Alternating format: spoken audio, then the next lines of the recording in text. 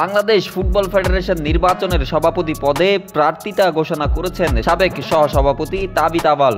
এতেই জমে উঠেছে বাফুফের আসন্ন নির্বাচনের আবহাওয়া। সোমবার রাজধানীর এক হোটেলে আয়োজিত সংবাদ সম্মেলনে তাবিথ আউয়াল এ ঘোষণা দিয়ে বলেন, বাফুফে নির্বাচনে আমি সভাপতি নির্বাচন করতে আগ্রহী। ফুটবল সংশ্লিষ্ট সকলের সহযোগিতা চাই।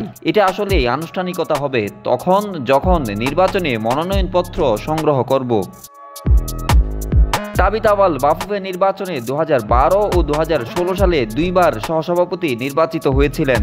এবার সভাপতি পদেও ভোট পাওয়ার আশা করছেন তিনি। এছাড়াও অন্য পদে আগ্রহীদের সাথে আলোচনা করে প্যানেল তৈরি করার কথাও জানান। সাবেক এই ফুটবলার 2020 সালেও সহসভাপতি নির্বাচনে লড়েছিলেন, তবে মহিউদ্দিন আহমেদ মহির সাথে সমান ভোট পাওয়ার পর পুনর্নির্বাচনে স্বল্প ভোটের ব্যবধানে হেরেছিলেন তিনি।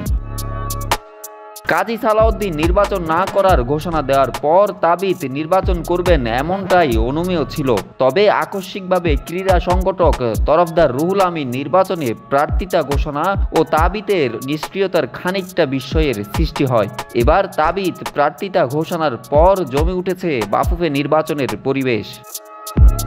ডেস্ক রিপোর্ট, নিউজ নয় স্পোর্টস।